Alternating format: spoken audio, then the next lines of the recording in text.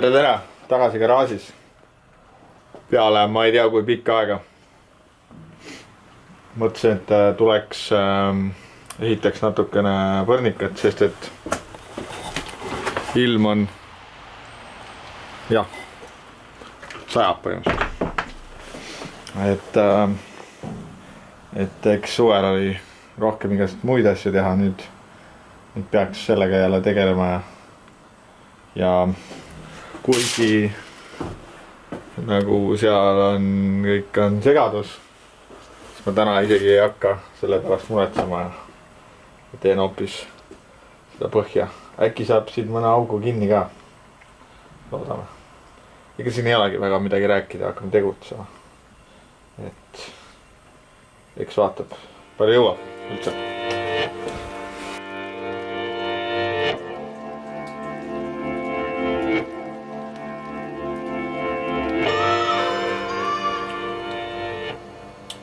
Kahjuks ma täna väga palju filmida ei jõudnud või viitsin, ütleme pigem niimoodi.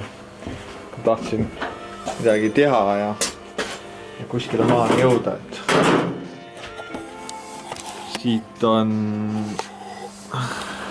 juhi jalgede alt on kroostasid, ma lõiks mõne tüki ära. Põhiline, millega ma tegelesin, oli siin all, ma ei tea, kas siit on näha. Igal juhul oli teistpidi see. Siit on ka natukene vaja uuesti teha see tükk sinna.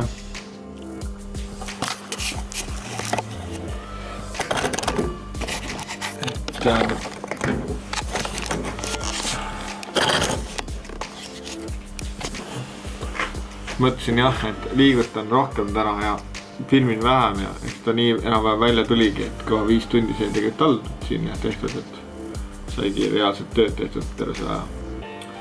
Aga ma vaatasin, et mul ei ole ikka pääsu, et ma pean enda mingi kompressori ostma, et ülejäänud asjad saab selle relakaga hakkama ja see aku lõikaja on väga hea, aga just väiksed kohad. Näiteks sellist kohta siit lõigata on pea võimatu, et sisenurgad just. Et peab mingi survõhu tikk sae võtma või mingi siukse asja ikkagist. Ja mingi väikse käia ka. Siis saab neid asju paremini teha. Ma ei viitsi ja käsitsi saagida sealt nüüd. Eks kompressor on nii või naa vajalik, et siis tuleb see ära osta lihtsalt. Mis veel vahepeal toimunud on? Ma avastasin, et otsin enda tööpükse. Ja üks väga hea soovitus, et kui kunagi on tööpükse vaja, siis neid on nii erinevaid ja siis on hinnad on ka erinevaid ja siis üks alla 100 euro tavaliselt ei saa ühtegi ja siis kui on 100 eurosed püksid, siis need tavalisesti esimese keevitussädeme peale sulatavad augud sisse. Ja ma leidsin väga hea lahenduse. Ehk siis näha teksapüksid. Ja igal pool kaltsukates on nüüd. Ja sinna 3 eurot tööpüksid olemas. Jumala hästi sädemeid, mitte midagi ei teena. Ja ütleme täpselt niimoodi, et kuna nad maksavad 3 eurot, siis kui nad mustaks saavad niimoodi, et lõpuni mustaks, siis ma arvan, et ma viskan minema nad lihtsalt ja võtan järgmised. Et väga hea lihtne. Ja tegelikult on nad üllatavalt vastupidavad, et ma olen siin jooksnud siia plekiservade ja asjade vastu ka ja ei lähe sealt see plekiserv ka läbi, et ei ole ka puru tõmmanud midagi. Ja ei ole ennast ka katki teinud. Et selles suhtes on väga hea. Aga jah, selles korraks enam-vähem kõik, ma vaatan, äkki ma panen järgmise korra ka siia otsa äkki või midagi. Või tea, ma üritan nüüd, kui nüüd on talvine aeg ka, siis ma üritan rohkem garaažis käia.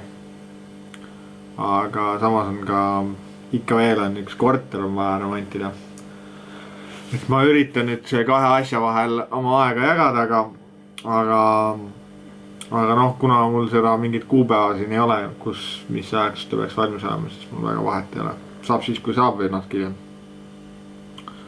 Ma ei viitsi panna enda mingit tähtpäevi siis rapsida ja aga seda ma ütlen küll, et kui keegi praegast ütleks, et äkki sa tahaksid liivapritsi selle ennem põhja saata, siis ma arvan, et vastus oleks jah.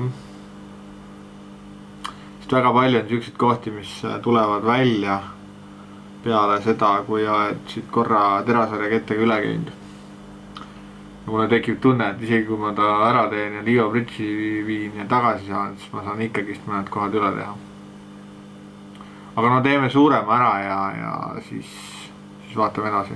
Tegelikult ei ole väga hulge terasarjaga niimoodi õrnast üle käia, siis ta viskab see suurema maha ja siis näeb kohe ära juba, kust on sellised õrnemad kohad, aga jah, liivapritsis oleks olnud mõistlikum üle teha talgus. Aga noh, õpib selles mõttes, et mõtlesin, et hoian natukene raha kokku ja teen teistmoodi natuke ilusamani. Kõige parem olekski, et praegast liivapritsi ja pärast liivapritsi. Ja peale seda teist liivapritsi kohe värvi. Aga noh, ei lähe niimoodi need asjad. Selge. Tänaseks kõik ja tšau.